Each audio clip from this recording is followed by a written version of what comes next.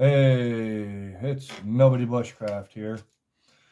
I got a special guest, um, Kristen from Nature's Agenda. Uh, she's also a Michigan bushcrafter. She's going to critique and analyze my Ifak. Tell me basically if I'm missing something, what should I have maybe more of or less of, based off of me and my needs.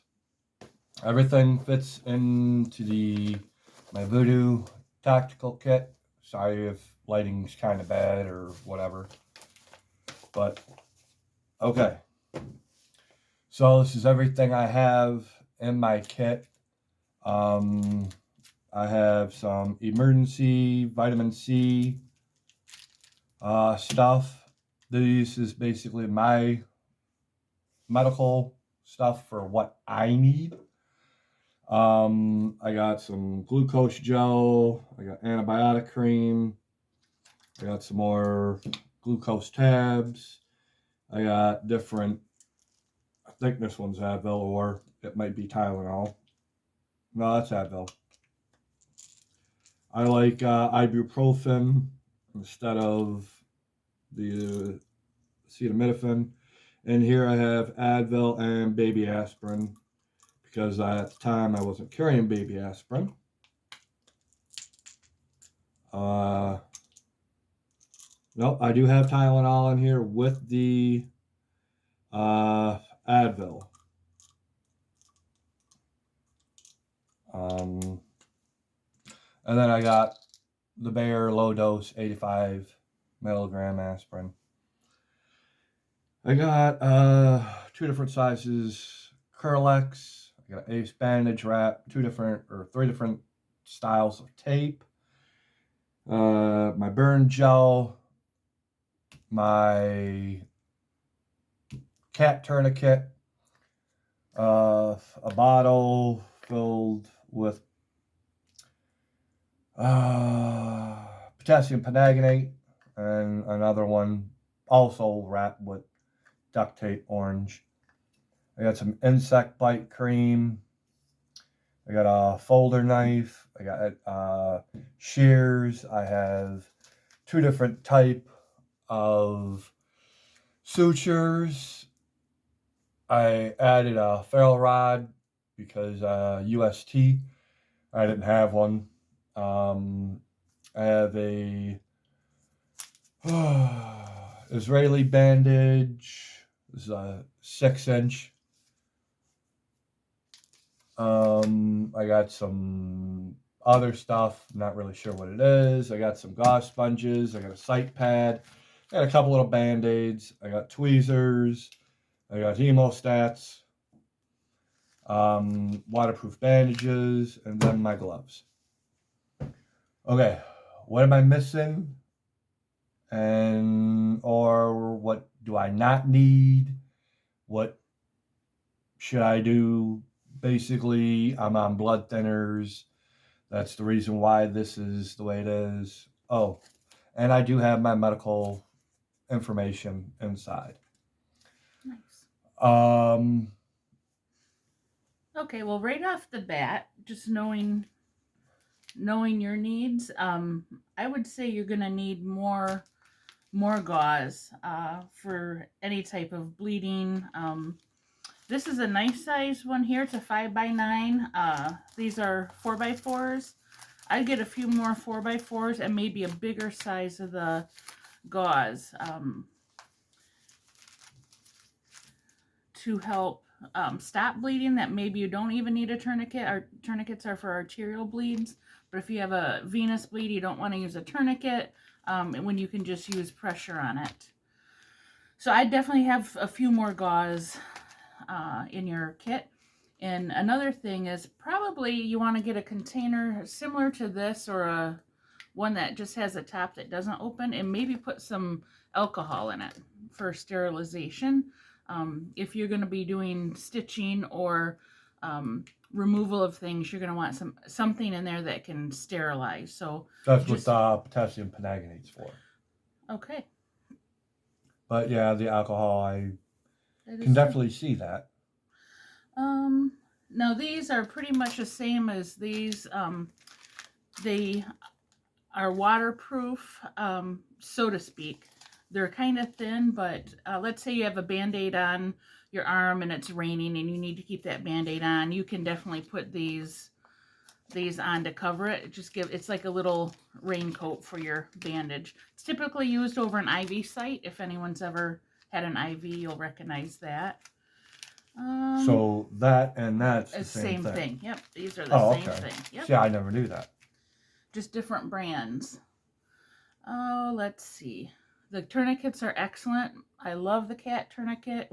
Israeli bandage is useful for a couple different ways. You can use it as a tourniquet, so to speak, but you can also use it to put direct pressure over an injury by just going right over.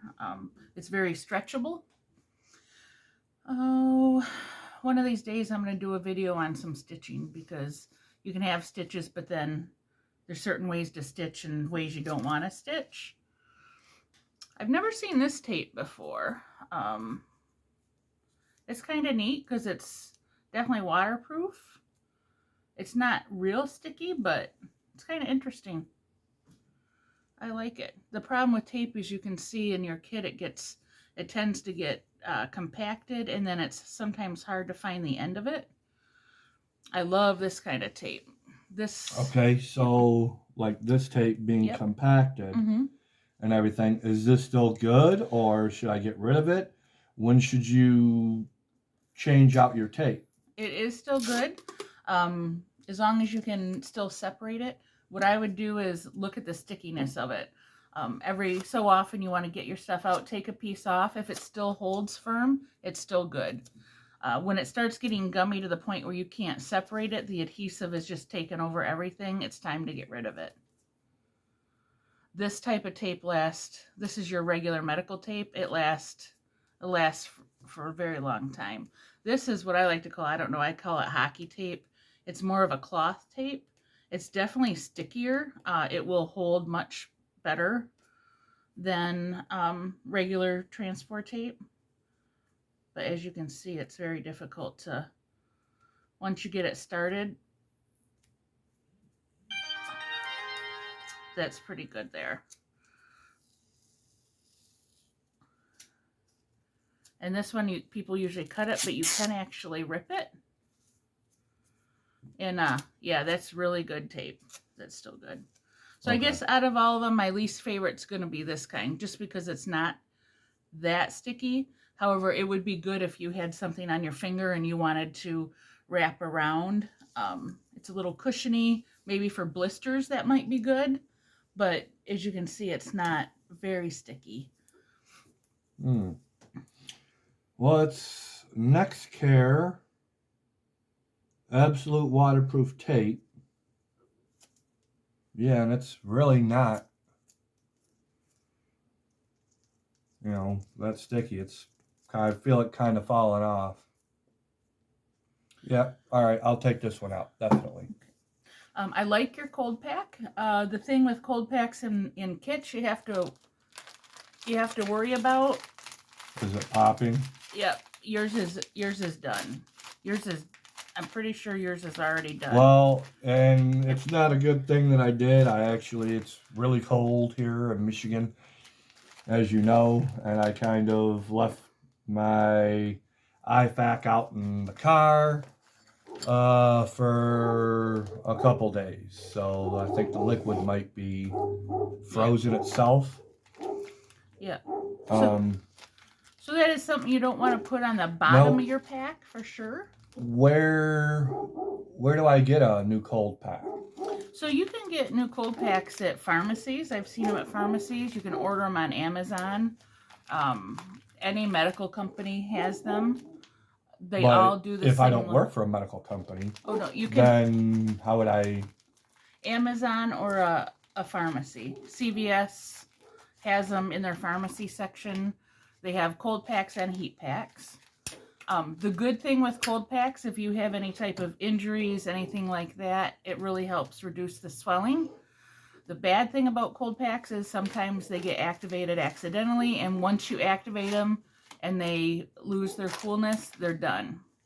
Another concern for the cold and heat packs is there's chemical in there. There's been a few times I personally have seen when they've squeezed it to open it, the bag has ruptured. And just remember, there is chemical in here that will burn you. I've had people also have them rupture in a kit. And it doesn't really ruin stuff in there unless it's like tape that's unprotected. But it's pretty gross to have to clean out. But they're very handy. Heat packs are good as well, especially in the winter months. So I definitely always keep a cold pack, and then in the wintertime I'd throw a heat pack in too. Okay. So that, replace that one. They do come in different sizes as well. There's big ones and then little ones. This is actually more feeling it. I think that it's not really... I think the liquid's actually... I think it froze. Froze. Yeah. So it could be. We'll take it. We'll see. Yes. I like your glucose. I know you are diabetic, so you do have to have. You got 2 different forms. Very good. I like that. Your medications, I like that you have them all, but I would definitely label. I'd separate them and label. Let's say something was wrong with you and you needed somebody else to get you something, and they're not going to know exactly what's what just looking at them. So maybe take a piece of this tape around it and write what's inside. It'll be a little bit quicker. Okay. Antibiotic cream is always good. You can never have, I like these little individual packets. You don't have to worry about... Well, this is the benzoatine zinc ointment. Yeah. Antibiotic. And then this is... And I've really never seen anybody deal with or put burn gel in their Ifak or first aid kit or anything. Which kind of scares me a lot, because being bushcrafters, we're playing with fire a lot with our ferro rods, and I can say, God forbid it doesn't happen to anybody, but I have heard of people actually burning themselves with the sparks, inadvertently screwing around, or burning somebody else with a spark. I'm not sure what type of burn that would cause, but, you know. Yeah. Burn gel is good. These little packs are nice. They aren't for big burns though. These would be the little burn that you would get caused on the fingers, or a spark inadvertently hits you and causes a first degree burn. The nice thing is it does have lidocaine, so it's going to stop the pain. If anyone's had burns, they'll know that it's extremely painful to touch air. So That's why the gel is nice. Now, one of these days I will do a video on burns. Burns, of course, are in 3 different degrees, which I can see bushcrafters definitely getting 1st and 2nd degree.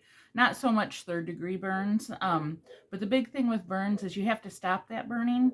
So a little bit of gel isn't going to do it. You need to do copious amounts of water to get the tissues underneath to stop burning, quit the heat from going deeper and deeper.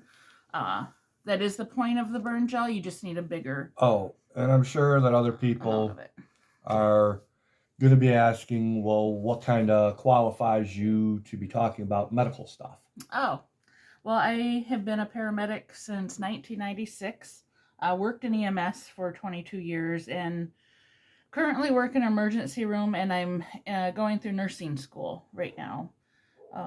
It's just something I've done all my life, and yeah. Okay.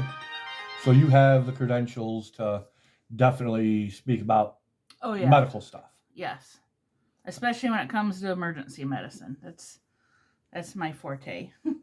Okay. And going back to the dry bandages, when it comes to burns, I know it feels better when burns are wet, but when your burn gets to be a decent size, bigger than a grapefruit surface, you're not going to want to put water, a wet bandage on that, because two things: your skin protects your body from germs, and skin also regulates your temperature. So if you burn your skin off, you one are at risk for major infection, and secondly, you cannot regulate your body temperature. So someone that has had a lot of burns can no longer keep their body temperature up, and they're at big risk of hypothermia, or their body gets too cold. Therefore, if you have a big burn, you're going to put dry dressings on and wrap them. You're not going to want wet dressings, even though that feels better, because otherwise you will become too cold, and that's never a good thing. But yeah, the burn gel is good. Okay. I like the hemostats. And your tweezers. Tweezers look pretty good, actually. This one comes to a nice point. It's curved. That'd be really good for You getting... can take them out and look at them. Getting slivers out for sure. Oh, matter of fact, there's something I forgot, and I'll be right back because I got to put it in the kettle. You keep going and talking. All right. Feel free. Yeah, these are nice tweezers. I don't know if you can see them, but they're curved and they really come to a really sharp point. So those would be really... Actually, I kind of want a pair, so I'm gonna have to find out where he got those. Those would be really good for removing slivers. Where did you get these tweezers? Do you remember? Which ones? The curved ones. I actually got those at Joe's Army Navy in Clawson. Okay. We're gonna have to go there because I want a pair. My med kit is pretty ridiculously big, but I'll do a video on that at some point. Band-aids, bandages. I see he's got some regular band-aids. And you know what? As long as the packaging is still intact, the band-aids are still intact. So they all look good. These are nice bigger square ones. All right, I'm back. And it's something very important that I can serve as dual purpose, but it's a dual-sided mirror. So that way you can see if you get something if I get something in my eye, even though I do wear glasses, processing firewood and all that stuff come in handy. Another thing that could come in handy, speaking of that, would be just a little thing of eye drops or Visine in case you do get something in your eye. You could use water. It'll be a little harsher, but you definitely don't want to use water unless it's bottled water, because you don't want gunk in your eye, especially if you've scratched it. Okay. But yeah, this is interesting too. This little knife. Tell me about this. I actually got this at Menards. Oh, that's what it is. I gotta figure out how I opened it. Oh, it's just because I haven't really had it. It's kind of like the Havilana Piranha situation. So if this was all dirty, I could take the blade off and put a new sterile blade on. Now, is this a blade in itself, or is that only to hook? No, that's just to hold it itself. Nice. I'm only used to full tang usually, or regular pocket knives, so this is kind of neat. And then it's Outdoor Edge Oxylite. It was a dual one. I had a bigger one, but I opted for the smaller one to save space in my Ifak. The bug gel or bug bite. Yeah. Now for dates. I just noticed this one says 10/22. Obviously replace everything and go through your kit often. Right. Yep. You should replace some, take out stuff that's expired. However, with that being said, the stuff can still be used after the date. It just becomes less and less effective. So let's say you have some Advil or even the bite stick and it's expired, but you have nothing else. Absolutely, you can use it. It's going to be better than nothing. It just may not be quite as effective because the medication and those things start degrading over time. Okay. So, oh, and I got my gloves. Very important. You do want to, especially if your hands are pretty dirty, you do want to wear gloves not only to protect yourself but to protect the person who's injured, to keep, it's at least clean. It's not sterile, but it's clean, which might be better than your hands. Okay. For the cat tourniquet, I obviously have it set up for a quick deploy self issue. So say my wound was down here, I could slide this up,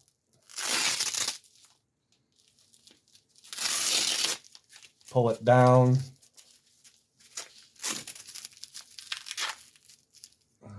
lock it,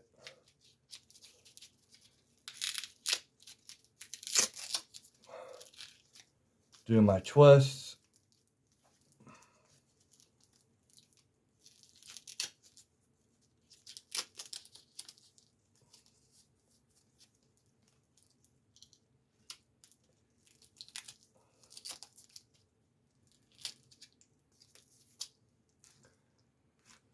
How's that feel? It's good. But, when applying a tourniquet, you check to make sure that you don't have a pulse in the artery. If you do, you got to tighten it up. But just something that I've learned.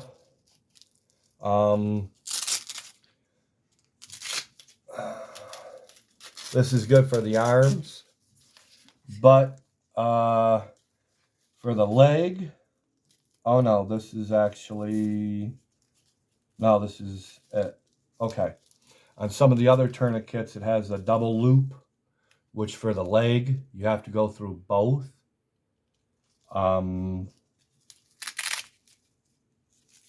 So You'll notice on the tourniquets, it says time. And even if you don't have anything to write the time, because this is what this is designed for, to actually write the time that you have applied it with a marker. If you don't have anything, remember in your mind what time it was.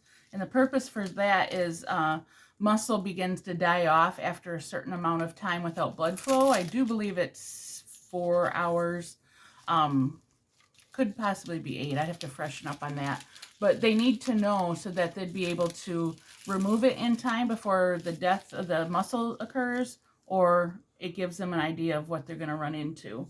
So that's the only thing to remember is the time. okay, so I need more Band-Aids. Yep. And more big sight pads. Yep. And obviously everybody can see where I got it from. Myers. Make sure you can get that in frame. There we go. Okay.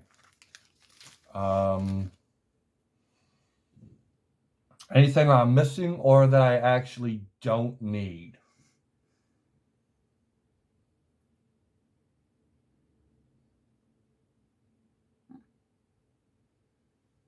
I'm sure there'll be something when you need it, but for now I really can't see. Like I said, maybe some eye drops, and I personally would just have a little bit of alcohol. I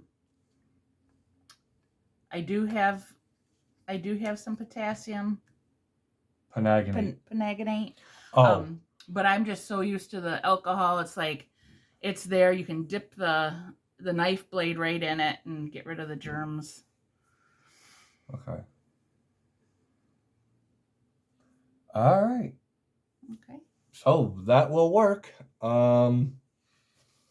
Is there any particular? Oh, and I have a couple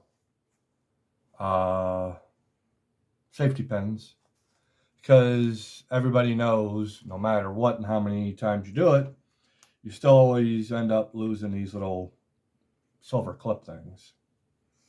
Another thing you could do is just a simple triangular bandage. That way, if you hurt your shoulder, elbow, wrist, or you need to keep your arm elevated, you can make a little sling out of it.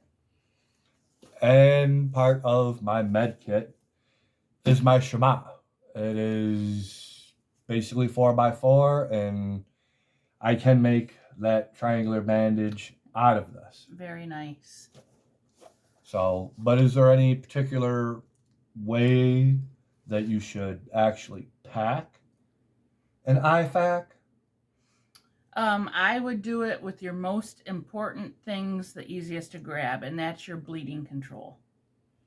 That's the most important. That's the thing that's going to kill you faster than anything is blood loss. Okay. And in your case, also, I would keep the glucose tablets close because I do know on occasion you do need them. And if you get your blood sugar low and you start getting a little confused, you don't want to have to try to rummage through it. Okay. Otherwise, excellent job.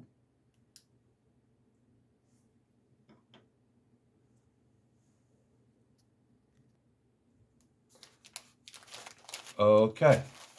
So I have 2 more sight pads, and I have extra absorbent abdominal. Yep, abdominal pads. Those are good. Okay. So now how I would do this myself is I would take the big stuff, how I had it before, the Israeli bandage, so that way it's there. Take my. Can I fold these? Yes, you can fold them. Okay. And it's not going to hurt them? Nope, it does not hurt them. Okay.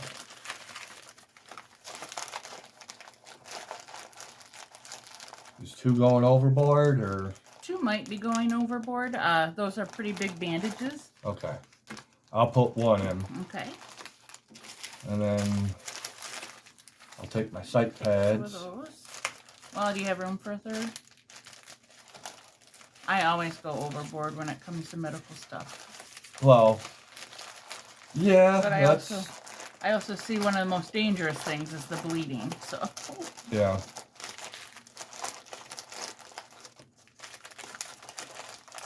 All right.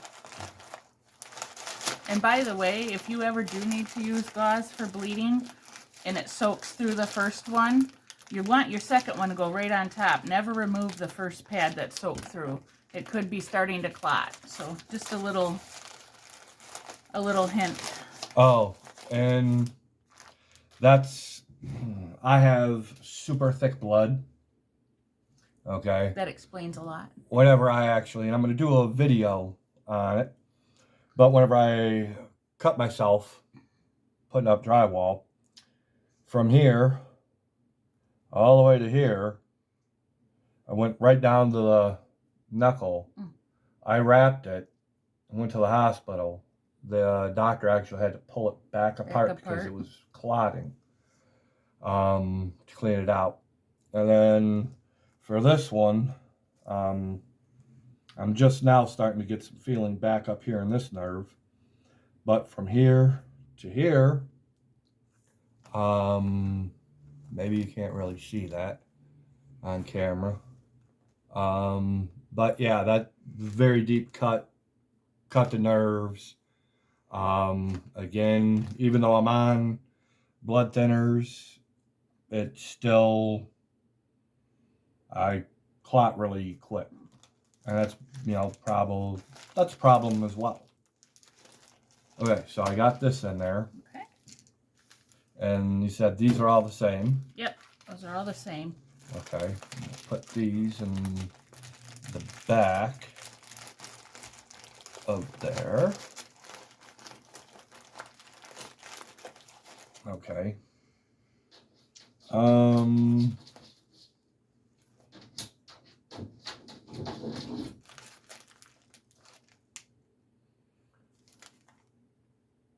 Okay, that's my next thing. Oh, potassium permanganate. Oh, wait. There's that. Smart move, I like it. Save some space.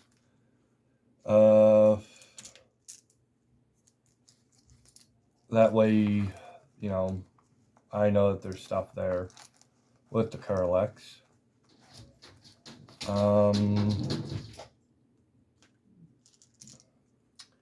Put the good tape there.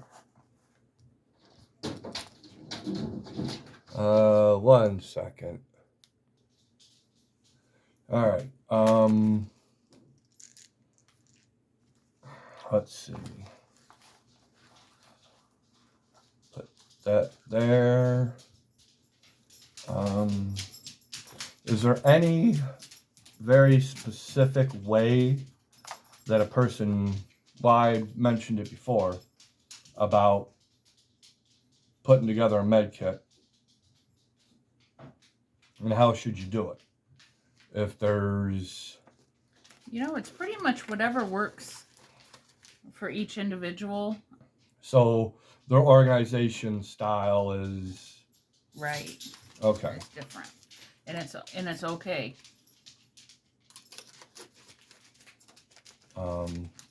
I've never. I've always gone with, you should always know exactly what is in your kit and where it's at. So if you can't get it and you can have somebody else get it, you can tell them where stuff's at, as well as them being able to see, you know, what's what.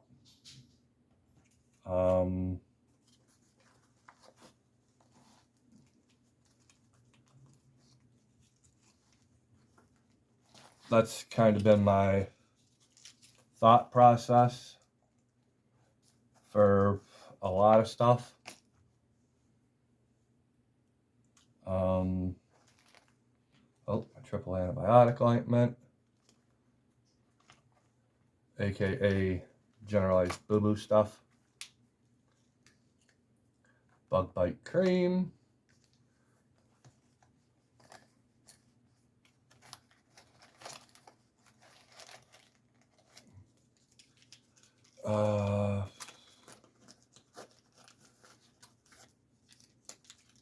Always make things come outward. Put this in there like that. I know my glucose tabs go there. Oh, yep, little. Now, I know some people are allergic to latex. How does the latex-free Band-Aids hold up in medical kits compared to, you know, the others? They hold up about the same, actually. The big key to keeping the stuff inside your Ifak so it doesn't degrade is to keep it out of the elements. So if it's, you know, if it's hot, bring it in. If it's cold, bring it in. That's just going to help the bandaging, the tapes and stuff from not degrading. Okay.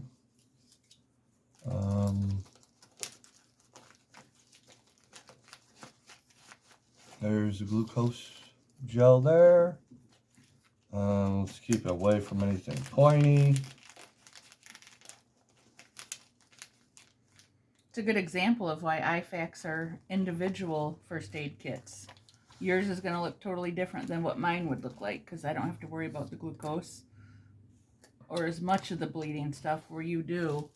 Yet I have your own medical allergies needs. and yeah. So And that's one of the things that I think I'm actually gonna do. I have another first aid kit here,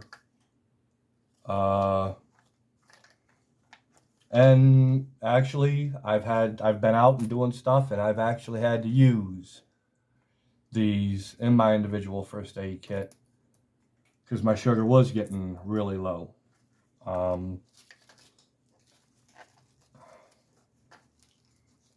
So, and then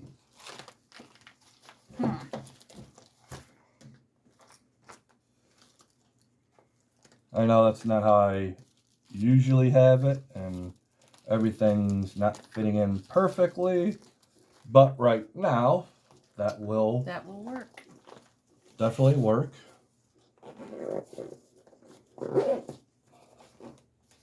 Because also, and these, as you can tell, I can fit everything back in here, including the cold pack, very easily. These things expand really, really well.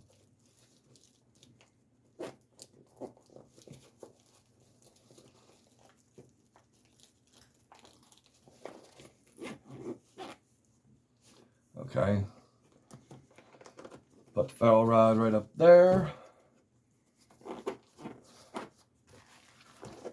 And the front zipper, I'll put this, and well, that's where I had my emergency.